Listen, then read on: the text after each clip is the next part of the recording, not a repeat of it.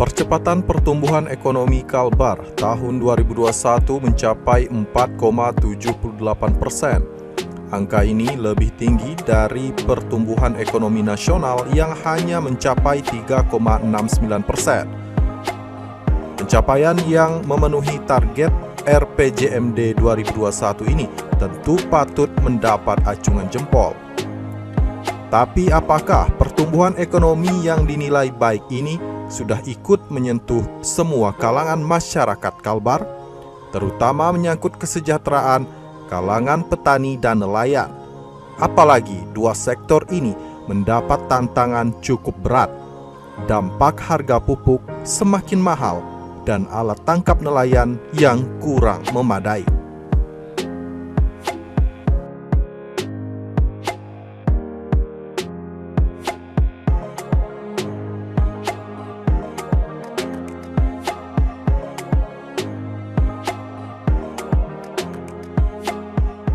Assalamualaikum warahmatullahi wabarakatuh. Apa kabar pemirsa? Senang sekali saya bisa kembali menemani Anda di program Bincang Khusus. Nah pemirsa, kali ini saya sedang berada di Rumah Rakyat, tepatnya di gedung DPRD Provinsi Kalimantan Barat. Kali ini saya ditemani anggota DPRD Provinsi Kalbar dari fraksi PAN, Bang Tony Kurniadi. Kabar Bang? Alhamdulillah baik. Alhamdulillah sehat. Assalamualaikum. Nah pemirsa, tema kita kali ini kita akan membahas mengenai evaluasi APBD Pemerintah Provinsi Kalimantan Barat tahun anggaran 2021.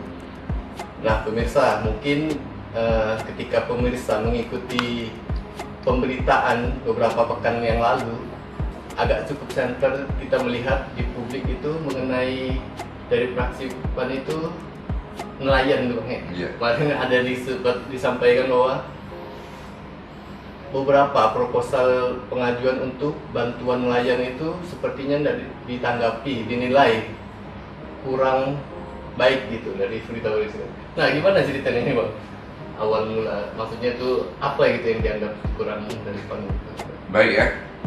Jadi berkaitan dengan baik Bu Nili, berkaitan dengan pendapat dari fraksi kemarin yang kita sampaikan pada rapat paripurna dalam hal untuk ini pertanggungjawaban ya, jawaban pelaksanaan PPJ 2021. Nah, ada beberapa poin yang memang kita sampaikan ya. Pertama yang kita sampaikan soal pertumbuhan ekonomi Kalbar. Nah, pertumbuhan ekonomi Kalbar pada tahun 2021 alhamdulillah kita mencapai angka 4,78%. Di atas nah, nasional. Di atas nasional 3,6% nasional. Tahun 2021 cuma 3,69. Nah, Kalbar di atas 4,78. Nah ini kan tentu kita apresiasi kan, ini tentulah kolaborasi dari semua stakeholder ya, di bawah kepemimpinan Gubernur Samili dan Wakil Gubernur Rian Hafsan ya. Nah ini kita apresiasi untuk ekonomi Kalbar. Itu yang poin pertama. Nah poin selanjutnya kita menyoroti IPM. Nah di IPM Indeks Pembangunan Manusia ini, Human Development Index kita itu pada tahun 2021 mencapai poin 67,90. Berada di urutan masih 30. Iya. Masih jauh di bawah IPM nasional 72,29 ya. Dan kita masih menjadi juara bertahan di ranking 30 dari 34 provinsi. Artinya kita ini masih tetap bertahan dengan posisi 5 besar ya, tapi dihitung dari bawah gitu. Nah, ini kan menjadi sebuah koreksi evaluasi ya bagi instansi teknis terutama pada pendidikan, kesehatan dan perekonomian masyarakat. Nah, oleh karena itu kami meminta instansi teknis ini untuk lebih melakukan lompatan-lompatan besar ya dalam hal menangani untuk peningkatan IPM kita. Karena memang IPM ini Bung Jeli ini sebagai sebuah parameter ya kemajuan sebuah negara atau sebuah daerah itu dilihat dari IPM-nya. Itu sudah disepakati oleh dunia ya bahwa IPM ini menjadi sebuah parameter kemajuan sebuah bangsa, pada sebuah negara atau pada sebuah daerah. Nah, oleh karena itu instansi teknis tadi saya kira untuk melakukan lompatan besar, terutama dalam hal ini, terutama yang berkaitan dengan IPM ini ya, yang membidang IPM ini kan ada 3 variabel dalam penentuan IPM: pendidikan, kesehatan, dan perekonomian masyarakat. Oleh karena itu kita berharap ke depannya bisa melakukan lompatan-lompatan besar dan melakukan inovasi dan kreativitas sehingga kita bukan sebuah hal yang mustahil dengan kesungguhan kita semua benar-benar bisa masuk benar-benar di atas. ya, pada hari ini kita ranking 5 besar dihitung dari bawah. Nah, mudah-mudahan besok besar kita betul-betul menjadi ranking 5 besar di Indonesia gitu. Karena di Pulau Kalimantan kita ini memang kita sendiri memang yang terendah gitu, Kalimantan ya. Nah, saya katakan mengapa apakah sebuah hal yang mustahil 5 besar? Saya kira tidak gitu. Karena Kalimantan Timur saja itu IP-nya 76,88 dia mendapat peringkat 3 se Indonesia. Oleh karena itu tidak mustahil Kalbar juga bisa melompati itu gitu, bisa mencapai itu. Nah, kemudian kami juga menyoroti bahwa pada tahun 2021 indeks infrastruktur kita masih pada di angka 66,95%. Jalan Ya, mantapnya gitu. artinya di sini kan untuk jalan provinsi mantap memang masih diperlukan kerja ekstra ya daripada instansi jenis dari yang memenangi infrastruktur ini, agar bagaimana kedepannya pencapaian jalan mantap kita sesuai dengan apa yang dikatakan 80% bisa tercapai pada saat pemerintahan Gubernur kami Wakil Gubernur yang ini gitu. Nah, saya kira untuk itu di instansi teknis kita akan bersungguh-sungguh ya bagaimana manage penanganan jalan provinsi agar bisa melakukan peningkatan persentase untuk jalan mantap, sehingga yang demikian diharapkan roda perekonomian kita pun semakin mantap dan berkemajuan. Nah, sebenarnya kami juga menyoroti soal lingkungan ya. Pada hari ini lingkungan kita saya kira mungkin teramat parah kali ya, kita katakan seperti itu. Karena mengapa? Sebentar saja kita kemarau itu kita sudah mengalami kabut asap, ya kan? Sebentar saja kemarau kita kabut asap. Ini kan persoalan ini disebabkan tidak lain karena terjadinya pembakaran hutan dan lahan yang semakin menjadi gitu. Nah, ini kita perlukan sikap tegas daripada pemerintah ya untuk menangani ini, dan instansi yang bisa menangani ini jangan hanya banyak diam dalam hal ini, justru lebih banyak bergerak untuk mengatasi persoalan ini kan. Kita juga tidak mau provinsi Kalbar ini lalu mendapat predikat provinsi langganan kabut asap kan. Nah, ini kan kita tidak ingin seperti itu, untuk agar siapapun tidak menyukai bahwa provinsi kita lalu disematkan dengan pelanggan kabut asap ya kan. Karena dampaknya juga besar ya. Iya, otomatis kan itu pertama bagi sisi kesehatan juga kan, dan juga ekonomi masyarakat juga sangat berpengaruh Bung Jeli. Karena misalkan kalau kabutnya sangat pekat kan itu kan pasti delay penerbangan lalu pencari juga berkendaraan darat pun juga tidak nyaman kan, tidak luasa kan kalau seperti itu kan. Lalu dan samping itu juga, itulah tadi yang bicara soal nelayan, kami juga menyoroti ini bahwa banyaknya bantuan proposal untuk bantuan alat tangkap nelayan itu sebenarnya tidak menjadi ini ya, katakanlah dianggap remeh-temeh gitu oleh instansi yang menangani soal itu. Nah, sebelumnya kami juga menyoroti bahwa sekarang ini makin marak gitu illegal fishing yang terjadi di perairan Kalbar. Nah, ini kan menunjukkan kelemahan pengawasan daripada instansi yang ditugasi untuk menangani soal nelayan dan perairan kelautan ini. Nah, lalu kemudian kami juga tadi menyampaikan, karena ini juga dari pengalaman empirik kami ya, bahwa proposal ini, nah pada suatu waktu pernah kami konfirmasi ya, padahal proposal sudah kita sampaikan secara fisik ya. Kemudian kita WA ya, PJF-kan kepada ini kepala dinasnya. Lalu kemudian ketika kita konfirmasi apa yang dijawabnya, yang mana? Bayangkan saja. Artinya ini kan selama ini tidak masuk tidak. Iya, proposal ini selama ini dibaca atau tidak kan, untuk menjadi referensi kan bagi. Nah, lebih-lebih kan kalau kita tahu kan, untuk dari posisi ini kan memang daerah yang memang mayoritas nelayan kan, di sana perlu perlu lah bagaimana kita untuk kompetitif supaya perairan kita ini terjaga dengan baik juga kan, supaya nelayan kita menikmati hasil kekayaan laut kita yang betul-betul menikmati hasil kekayaan laut kan, tidak lepas dari bagaimana kecanggihan alat tangkap ini kan ini yang harus dilakukan. Nah, oleh karena itu ya kita berharap untuk lembaga ini segera dilakukan restrukturisasi agar lembaga ini betul-betul dipimpin oleh pimpin yang betul-betul bijak dan betul-betul pimpin yang tangguh dan bijak gitu dalam hal ini. Nah, tadi kami katakan ya, selama ini apakah itu dibahas atau tidak kan? Apakah justru proposal-proposal itu lebih banyak masuk ke kandang-kandang sampah? Seperti itu mungkin. Nah, pemirsa mungkin semakin seru nih mengenai permasalahan masyarakat, salah satunya dari sisi teman masyarakat kita di perkampungan nelayan. Tapi kita akan membahas lebih lanjut setelah jeda pariwara berikut. Tetaplah bersama kami.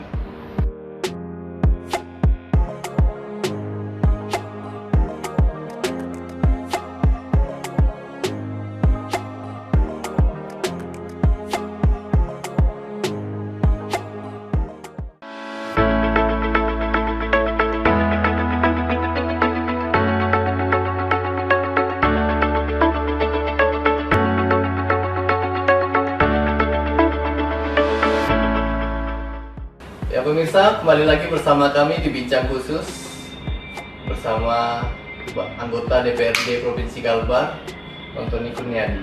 Nah Bang, tadi kan kita udah bahas mengenai nelayan. Mungkin ada permasalahan dari evaluasi kemarin dari sektor masyarakat lain itu Bang? Enggak. Baik, itu saya lanjutkan ya, poin-poin yang kami sampaikan kemarin dalam pendapat evaluasi itu. Nah, lalu kemudian poin yang selanjutnya kami sampaikan juga soal petani kita. Pada hari ini, Bung Deli, itu petani kita di mana-mana itu menjerit soal pupuk ya. Soal pupuk mahal dan juga langka gitu, dan juga pestisida. Nah, artinya di sini kan perlu menjadi perhatian khusus pemerintah. Jangan sampai ini dibiarkan berlarut yang menyusahkan para petani. Nah, oleh karena itulah memang kita paham yang perlu kita ketahui bersama di pemerintah pusat ini kan memangkas kuota pupuk gitu. Karena yang namanya subsidi pupuk ini kewenangannya langsung pemerintah pusat. Kementerian Pertanian bersama dengan DPR gitu. Nah, untuk kebutuhan petani mereka pangkas sekian % sampai 70% mereka pangkas gitu. Nah, ini kan sangat miris ya.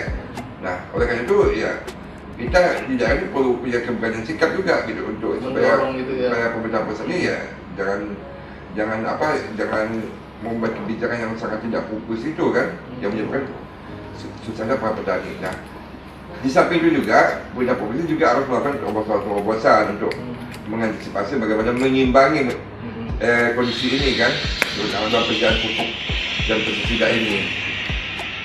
Yang pertama soal persediaan dan kedua soal harga.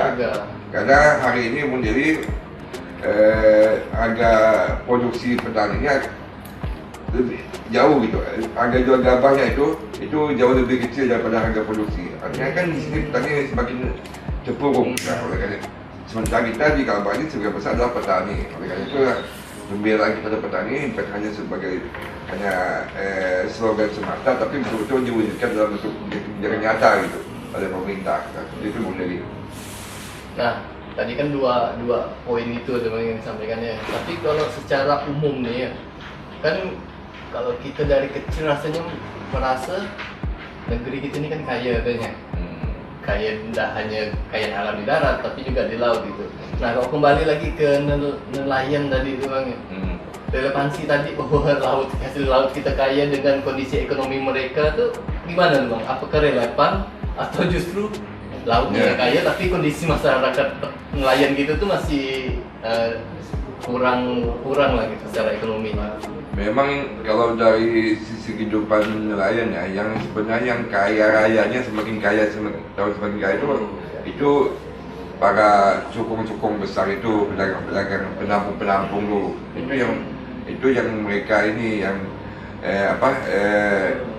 yang kalau jalan dari tahun ke tahun ya padahal semakin ini gitu kan. Kalau dari sisi kekayaannya semakin tahun semakin meningkat gitu lah bahasanya ya. Itu hanya berada pada cukong-cukong besar itu, penampung hasil nelayan gitu. Nah, sementara nelayan sendiri ya itu sama sekali belum ada perubahan yang nyata kehidupan mereka. Mereka masih sangat kesulitan fasilitas, alat tangkap, sarana prasarana gitu, dan banyak lainnya gitu. Oleh karena itulah yang harus dilakukan oleh pemerintah pada hari ini ya bagaimana supaya memperbanyak bantuan alat tangkap ini yang membutuhkan. Makanya itulah Ya kan? melalui bantuan itulah. Itu yang pertama juga. Bagaimana juga pemerintah ini sama ini lebih memaksimalkan juga nih, memaksimalkan terhadap banyaknya illegal fishing yang terjadi di daerah kita kan. Hari ini kan masih banyak misalnya nelayan asing yang katakanlah mengambil kekayaan kita dengan semena-mena gitu kan. Sebenarnya tanpa ada daya kontrol kita. Nah ini yang harus menjadi perhatian kita gitu, menjadi perhatian kita. Nah oleh karena itulah tadi kami katakan sangat disayangkan sekali kalau hari ini misalnya nelayan sudah punya inisiatif. Jangankan pemerintah ya yang berinisiatif ya untuk melihat bagaimana untuk mensupport nelayan. Bahkan nelayan sendiri ketika berinisiatif mengajukan ini kan, mengajukan proposal untuk bantuan alat tangkap pun ini tidak diindahkan dengan baik. Nah, makanya tadi saya katakan selama ini apakah itu dibaca dan dipelajari untuk menjadi referensi pengambil kebijakan kan, atau bahkan tadi lebih banyak masuk ke kandang-kandang sampah. Nah kalau ini yang terjadi kan sangat disayangkan, sangat miris kan.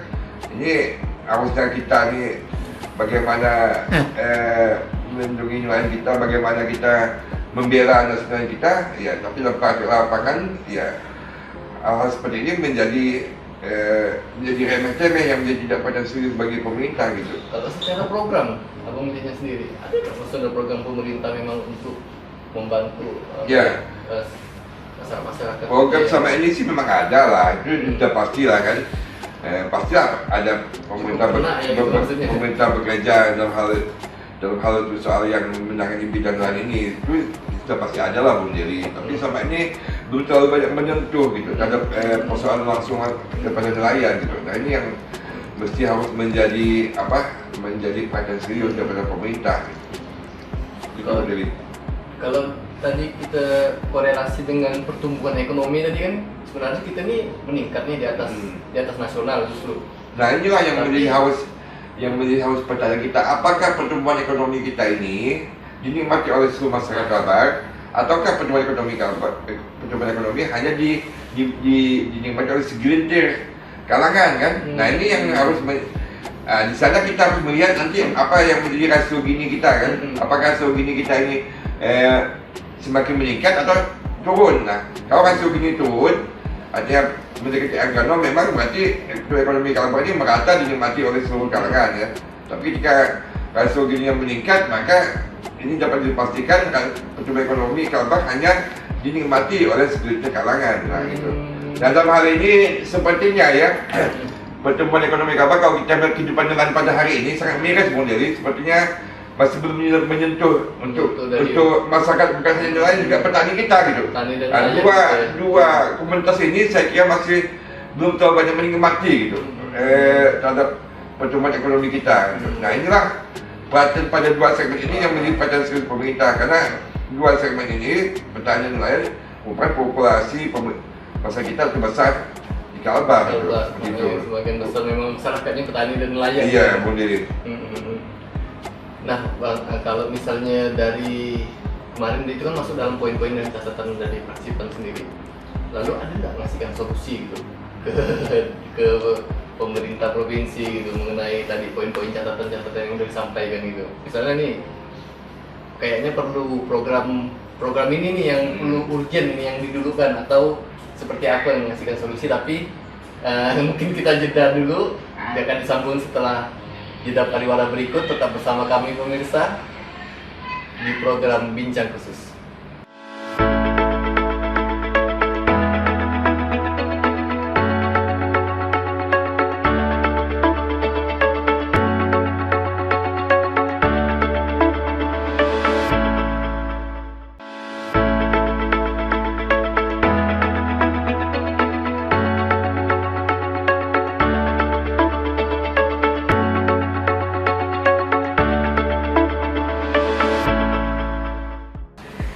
Kembali lagi bersama kami di Bincang Khusus bersama anggota DPR Provinsi Kalbar dan Kurni Kurniadi. Emang tadi Bang sempat terputus tadi. Iya. Tadi kan udah nih poin-poinnya disampaikan oleh Praksipan. Tapi untuk solusi sendiri ada nggak ngasihkan ini untuk menyentuh masyarakat yang tadi itu, yang terutama masyarakat petani dan nelayan tadi sebenarnya harusnya seperti ini gitu. Ada nggak? Ya baik ya. Kalau untuk soal nelayan itu kami sudah menyampaikan, pertama perlu ada restrukturisasi daripada instansi tersebut. Artinya tempatkanlah orang yang memang kapabel kan dan berintegritas yang tinggi gitu, yang memang berpihak, yang benar-benar berpihak pada nelayan. Itu yang harus menjadi ini yang menjadi perhatian ya. Lalu kemudian tentu saja yang apa yang harus dilakukan kita ya, kita memperbanyak bantuan alat tangkap itu menjadi pada nelayan. Gitu kan. Pengadaan itu. Iya, memperbanyak alat tangkap dan nelayan kan supaya dengan sarana prasarana alat tangkap yang memadai kan, nelayan kita lebih bergerak gitu ya untuk melakukan untuk melakukan kerja dia kan, dan berharap hasil tangkapannya jauh lebih banyak dan memadai daripada sebelumnya kan. Dan samping juga kalau soal ini kan ya perlu ada sebuah katakanlah pendampingan atau penilaian ya, yang untuk bagaimana peningkatan skillnya, untuk bagaimana peningkatan ini kan perlu menjadi apa ya, barangkali perlu diadakan semacam pembinaan ya, atau penyuluhan atau kita sejenisnya ya, untuk bagaimana meningkatkan skill kemampuan daripada kita kan. Dan yang tidak kalah penting menjadi tadi saya katakan ya, agar kekayaan kita ini jaga dengan baik gitu, jaga dengan baik oleh para ini yang melibatkan stakeholder yang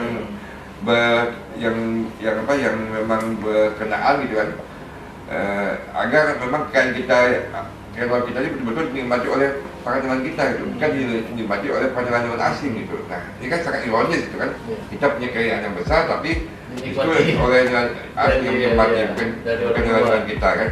Saya yakin dan percaya kalau misalnya program yang betul-betul menyentuh pada masyarakat kita ya, maksud tadi Pak petani ya, kalau soal itu tadi kita berikan masukan sudah pasti kan, kuota pupuk itu ditambah ya, lalu kemudian pestisida juga ini diperbanyak untuk persediaannya, dan harganya untuk terjangkau oleh petani. Kemudian petani diberi akses pasar juga yang memadai, ya kan, akses pasar memadai agar ketika panen melimpah maka petani dapat menjual dengan harga yang baik gitu kan. Nah itu juga salah satu solusi yang kita sampaikan pada pemerintah. Nah, saya yakin dan percaya ketika program ini nyata dan kira bersentuhan langsung dengan masyarakat kita, petani nelayan, maka secara otomatis dengan sendirinya kehidupan para petani nelayan kita semakin meningkat kesejahteraannya. Nah ini yang menjadi stressing point kita gitu, Bung Dili. Kalau dari Abang lihat sendiri nih ya, kalau misalnya kayak Alsintan untuk bantuan petani itu cukup merata nggak sih di Kalbar ini? Kalau soal Alsintan merata atau tidaknya ya, itu mesti harus ada sebuah hasil yang terukur di lapangan ya. Artinya katakanlah penilaian terukur di lapangan kalau soal merata tidaknya. Ya. Tapi yang pasti kita ini kan melihat langsung, Bung Dili, realitas itu, Bung Dili. Kualitas kehidupan petani dan nelayan kita sama ini kita lihat langsung, apakah mereka meningkatkan kesejahteraannya, meningkatkan kehidupannya ya.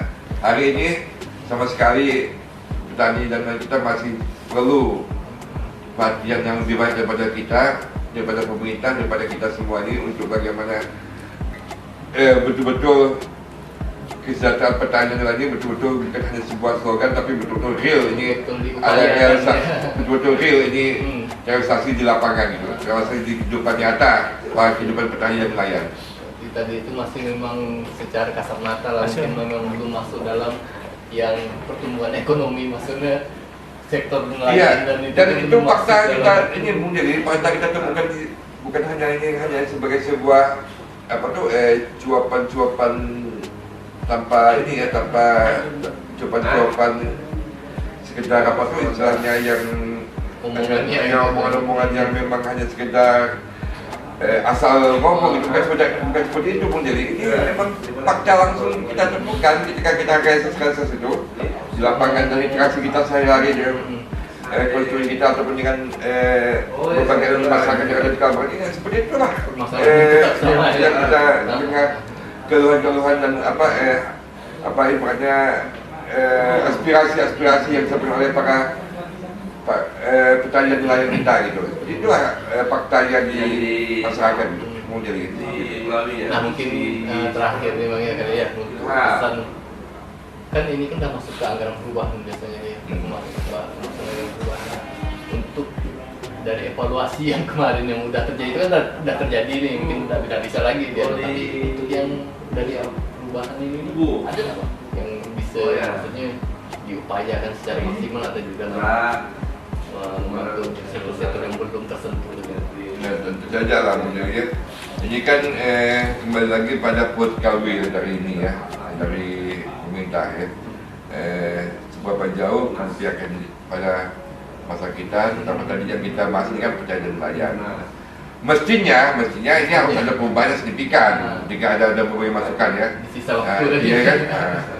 Dan saya melihat kan kalau dari sisi apa komitmen daripada pemerintah pada hari ini kan, ya saya lihat memang lebih ditingkatkan lagi gitu, lebih ada komitmen mesti lebih nyata lagi pada pertanyaan nelayan kita gitu. Ya, ini yang paling penting begitu Bung Neri. Ya pemirsa, mungkin tadi beberapa masukan dan poin-poin yang sudah disampaikan dari Prasipan tadi, kita harapkan bersama-sama bisa mendapat perhatian penuh dari pemerintah provinsi, karena kemarin di sisa waktu yang ada ini sampai 2022 ini berakhir, dan yang 2023 itu sudah ada mulai macam-macam untuk arah-arah ke sana juga mungkin. Ya, sekarang kan memang lagi pembahasan ini, fase pembahasan MUNI 2023 dan juga perubahan 2022. Sekarang kita lagi dalam fase pembahasan anggaran itu, Bung Neri. Nah, poin-poin itu yang harus kita sampaikan ya. Dari fraksi ya, mesti dorong. Dan kalau kita lihat dari ini ya, sebetulnya kalau dari bahasan RPJMD ya, di bawah Kepemimpinan Gubernur Tarmizi dan Wakil Gubernur cukup ideal gitu, artinya yang disampaikan itu keberpihakannya ya terhadap ini pada perjalanan nelayan. Harapan kita visi misi gubernur yang sudah ideal ini dari Tarmizi ini yang harapan bisa di breakdown secara nyata di SKPD di instansi untuk lebih menerjemahkannya secara langsung, secara nyata di lapangan. Biar terrealisasi dengan nyata. Iya, sehingga betul-betul dapat dinikmati oleh masyarakat kita. Terutama tadi yang kita bahas adalah daripada petani dan nelayan. Dan tentu saja dengan keberhasilan daripada seorang pemimpin bukan tidak lain Pak Bung Jeli, bagaimana rakyatnya semakin makmur dan sejahtera, kan itu kan menjadi parameter yang berukur. Nah, seperti itu. Ya, artinya dari data yang dihimpun biasanya oleh Biro Pusat Statistik atau dari data-data yang dihimpun oleh berbagai stakeholder, berbagai elemen dan juga dari fakta di lapangan, betul-betul nampak gitu kehidupan yang bahwa memang kita lebih meningkat gitu kehidupan masa kita dan menuju kehidupan yang makmur dan sejahtera. Ya, dan pemirsa, sepertinya sampai kita di penghujung acara di bincang khusus ini, seperti yang beberapa waktu disampaikan beberapa poin dari Prasipan sendiri, kita harapkan juga memang menjadi perhatian dari pemerintah Provinsi Kalbar untuk betul-betul bukan hanya sekedar rencana, tapi juga menghasilkan sesuatu yang nyata gitu. Nah pemirsa, sampai di ujung acara ini kita terima kasih Bang Tony udah meluangkan waktu kesempatan dengan kami. Saya Deli Borneo bersama kerabat kru yang bertugas undur diri. Assalamualaikum warahmatullahi wabarakatuh. Waalaikumsalam.